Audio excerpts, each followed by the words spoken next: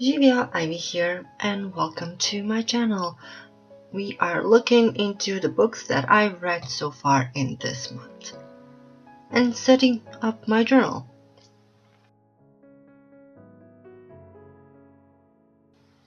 I have to say, wow, I read, well, I don't know, you have to tell me about this, but I read 6 books. Amazing. Usually it's 4, and even that, it's sometimes I just barely made it.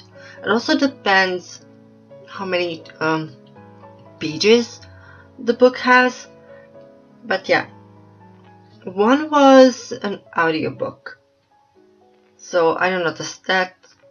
How do you count that? Do you count it as a reading?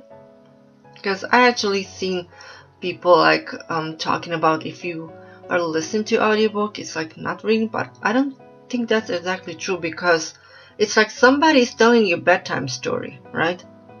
So technically kind of like you know about this book. You not exactly reading it, but someone is reading it to you. So that is how I made, like, I read 6 books this month, and it's wow.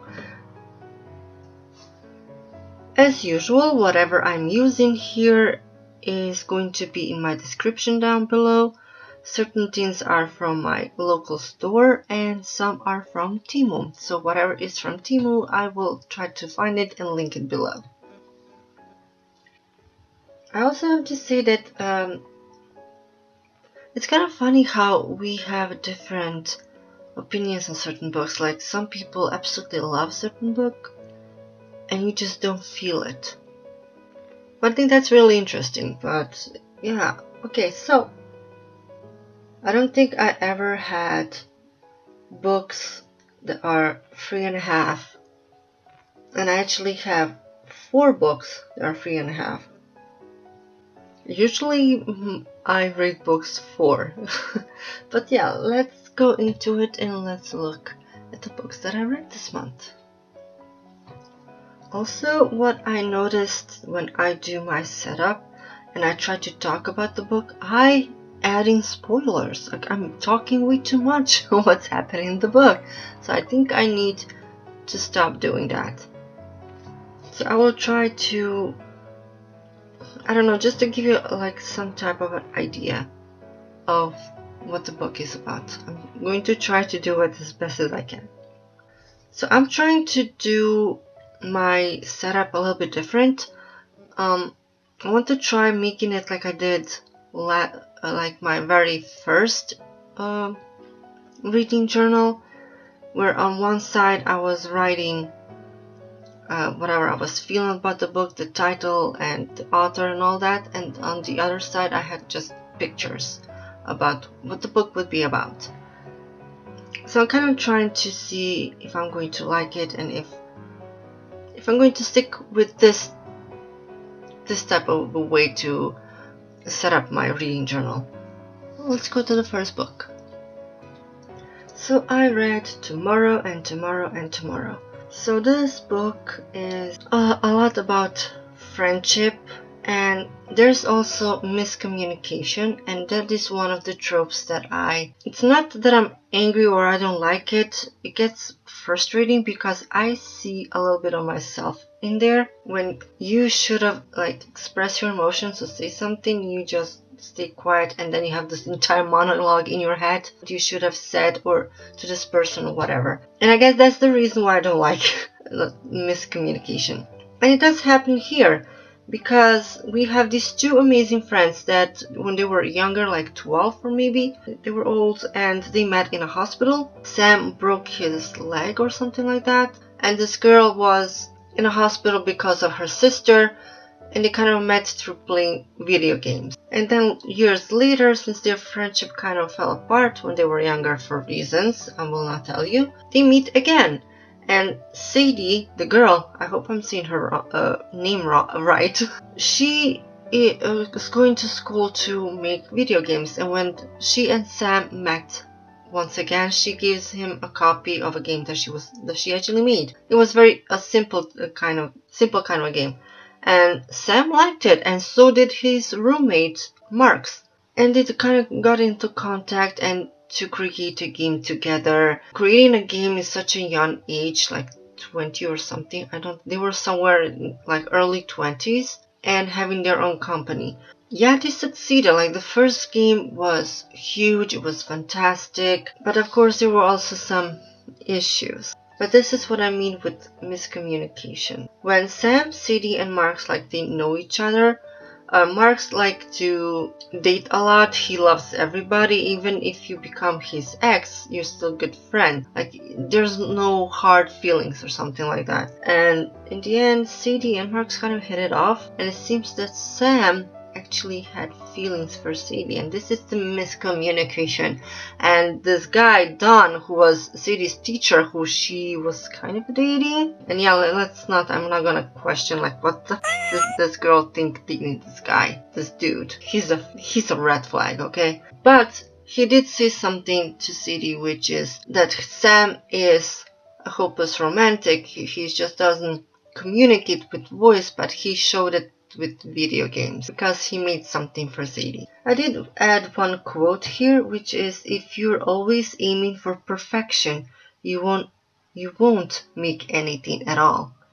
But the book, I don't know, there were a couple of things that it just didn't draw me in, but it's not a bad book. I still enjoy this book. I love their friendship and the tragedy that happens in here. And I'm not gonna tell you what's it about. Go read it. I do recommend this book. And the second book is an audiobook. And it is In My Dreams I Hold a Knife. So it's a crime thriller mystery. And it was okay. Not exactly my favorite. Okay, here's something. Don't come for me. But here's something that I don't have TikTok and I don't want to have TikTok. But I have Instagram and I have it now for 3 or 4 months. I've seen people, especially females, maybe a little bit older, going for audiobooks that are romance and very spicy. And the things I heard, okay, wow. Maybe those would really be interesting to listen as an audiobook. But this one, In My Dreams I Hold a Knife, it wasn't bad, but I think I would like it more if I would have written it myself, or maybe I'm not used to it to listen to an audiobook.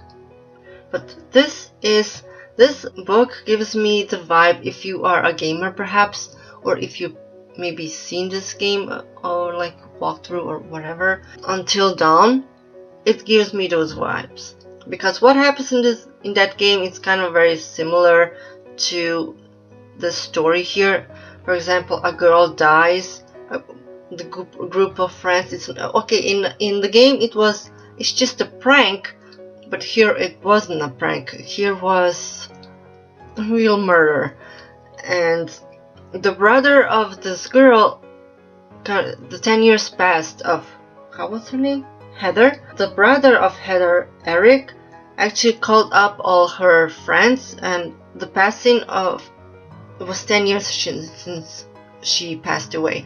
And he kind of wants to find out who is the murderer, because he doesn't believe what the police, and I don't know if there was a detective or not, that were involved, because he kind of digged up and found something that perhaps didn't look into it. And it was the same in the game. The brother in the game lost both of the sisters of this prank, and he kind of wanted revenge, and you can tell that this guy is not okay in his head. Eric is kind of really angry and driven for justice for his sister. But yeah, these friends, this group of friends, they are not perfect. Oh, they have their own secrets, and they're not good. These people some of them are not good. And each and every one of them had a motive to murder Heather. But this story is mostly based out of one girl called Jessica. And she is a girl that wants to be perfect and accepted in this group of people. That was when they were still in school. They meet up when they were adults and having a job and all that. But yeah, this was entire then the brother Eric trying to figure out or the murderer to confess that they killed his sister. It was okay, but I personally think I would like this book more if I would have read it than listened to it. I still do recommend it. Also, I added, well, in all of my, right now, I never really wrote much quotes, but I thought maybe I should add it. And as usual, you will only read the quotes, my thoughts. I will write them in my language, and you will not get to see that. Next is A Million Kisses in Your Lifetime.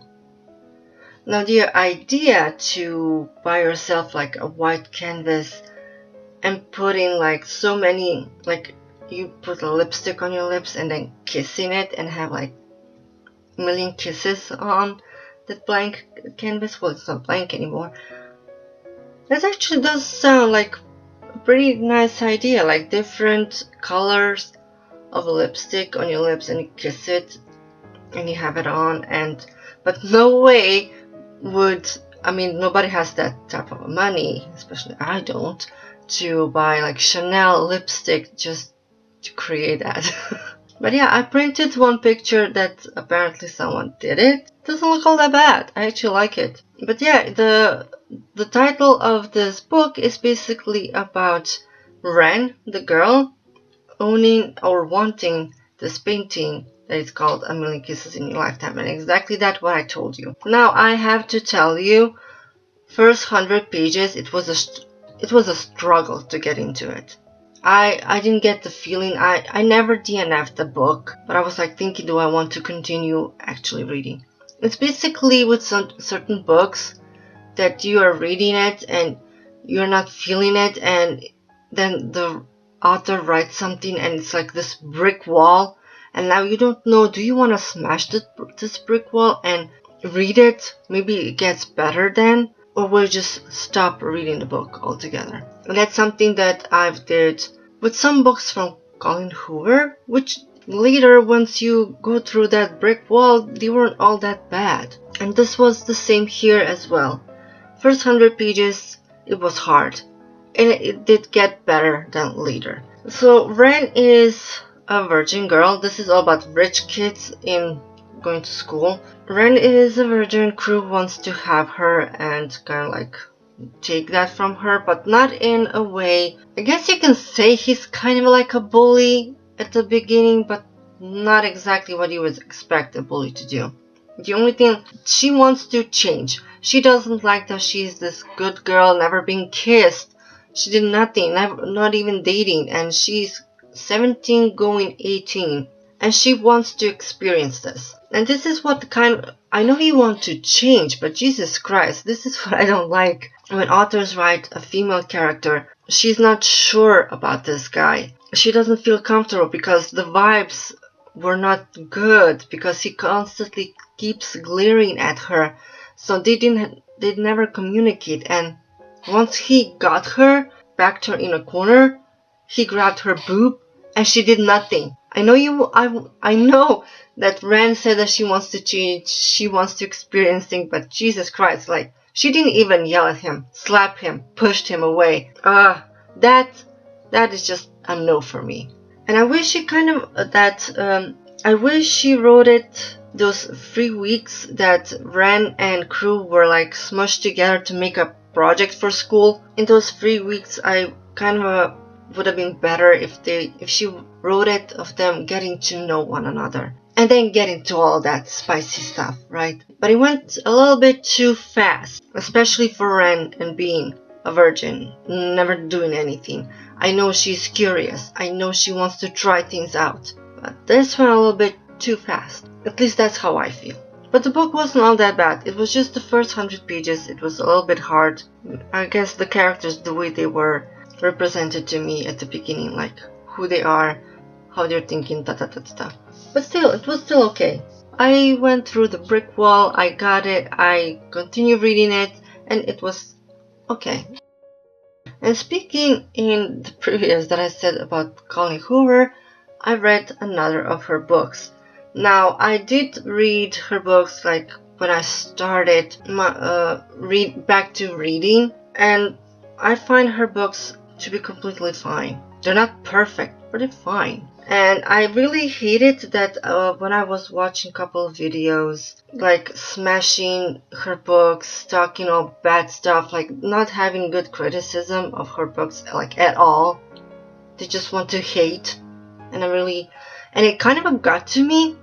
When I was reading one of her books, I think it was Confess, I couldn't get into her books because all of these voices in my head, like the way people on the internet keep talking about that her books are trash and that she doesn't know how to write, which is so stupid. Yeah, her books are not perfect, but they're fine. And honestly, Heartbones, I actually like this book. No, it's not perfect, but I do like it. So this one is about a girl who she lived with her mother, who was a druggie, and the dad, she only spent time with her dad during summertime, like no school, summertime vacations she spent with her dad. And the dad would always send money to the mom, like paying child support, but the mom will constantly use it for drugs. And it was a hard life, and she never spoke to her dad about it or tell him anything what the mother is like and what she's doing.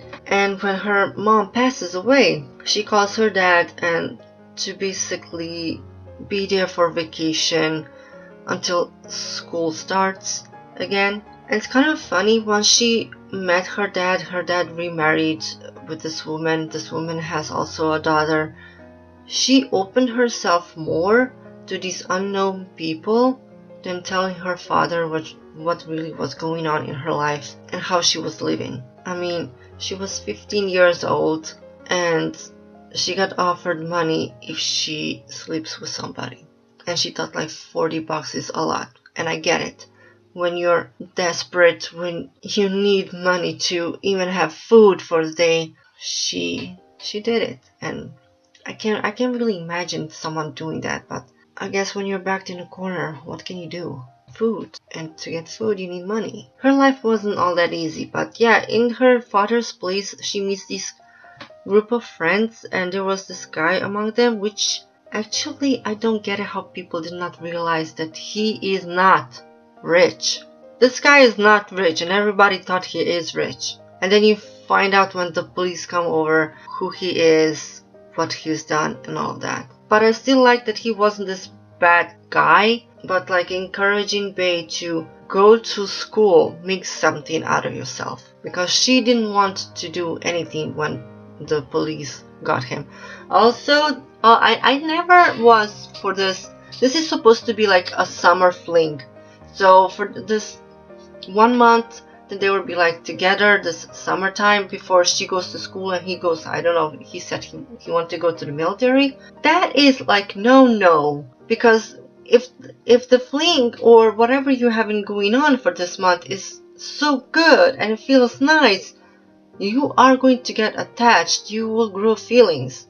And then you're supposed to, okay, this 1 month is over, we're going separate ways, we don't know each other, blah blah, we're gone. Like, no, that's heartbreaking. Sure, meet people, meet friends and all that, but if it's not gonna be more, okay, when it comes to, I guess, summer fling, like dates and cuddles and kisses, sure, sex, no. Because if you're not gonna see this person anymore, I don't know.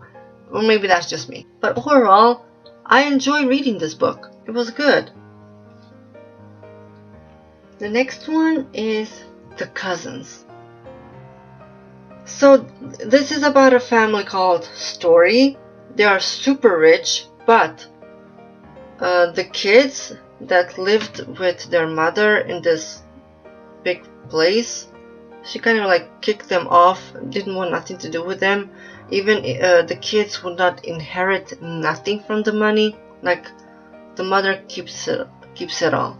And all of a sudden, these kids get, it's been like 24 years after that, get a letter from their mother that she wants their grandkids to come and work there. Like, she's like on an island, she has something going on. It's like something like for summer, basically. Yeah, like a summer work for the nephews to come and basically to work there.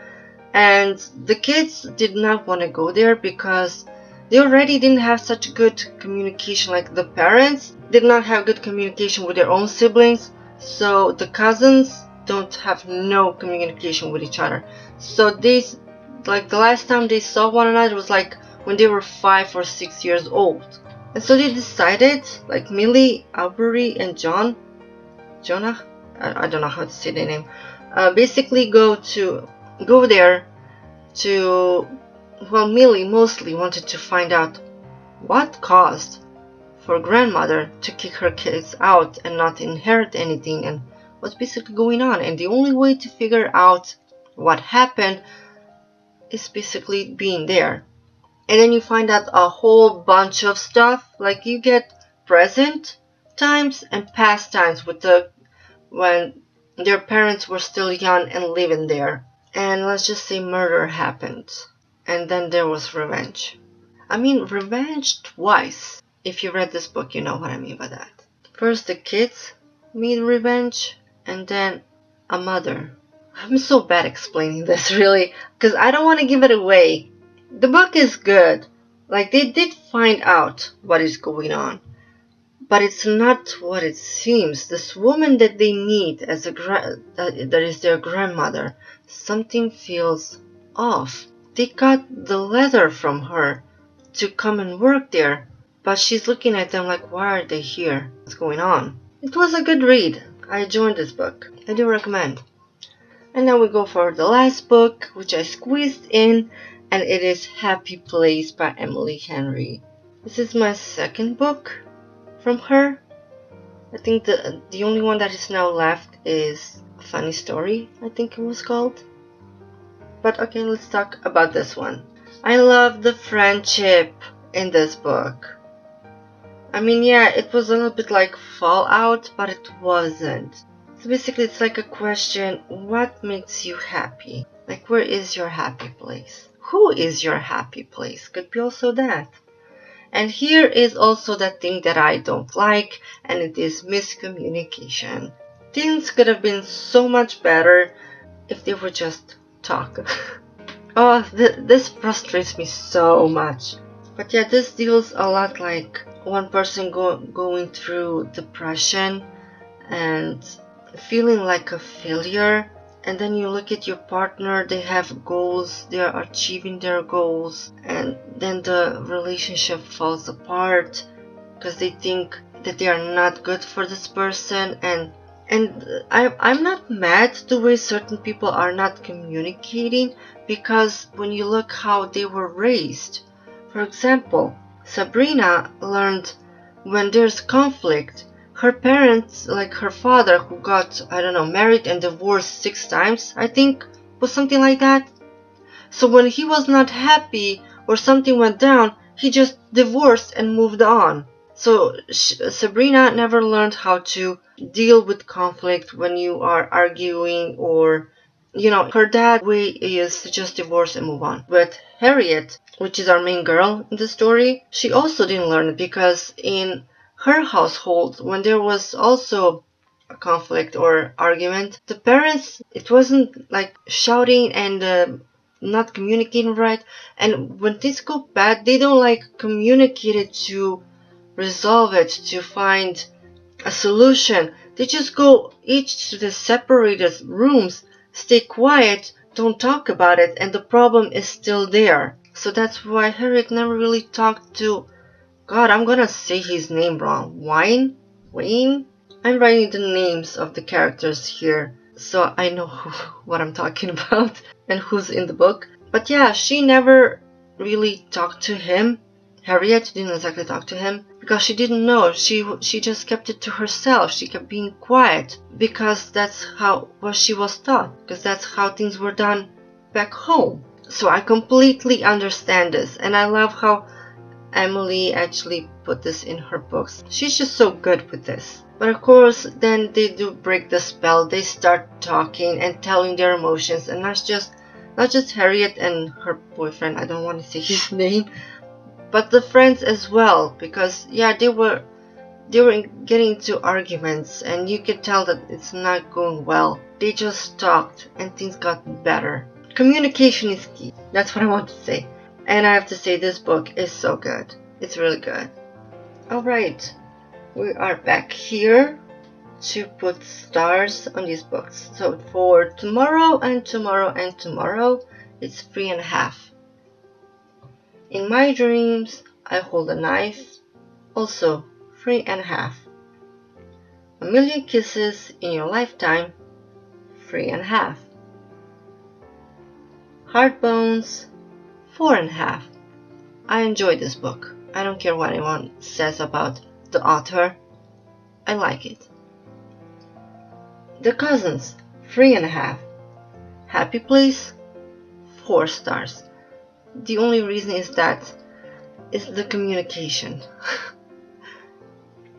I don't know why. I guess I shouldn't rate a book based on their trope. But okay, let's leave it at that. Yeah, this is how I feel. Happy Place, 4 stars. Altogether, I had 1 audiobook, 2 ebooks, and 3 paperback. So that will be all. Those are all the books that I was reading. What did you read in August? Or what are you reading right now? The spooky season is coming. Are you going to read some spooky books? If yes, do write it down below. I would like to add to my maybe next reading list. And that's that. Thank you so much for watching, and I hope to see you in my next video. Ciao, ciao!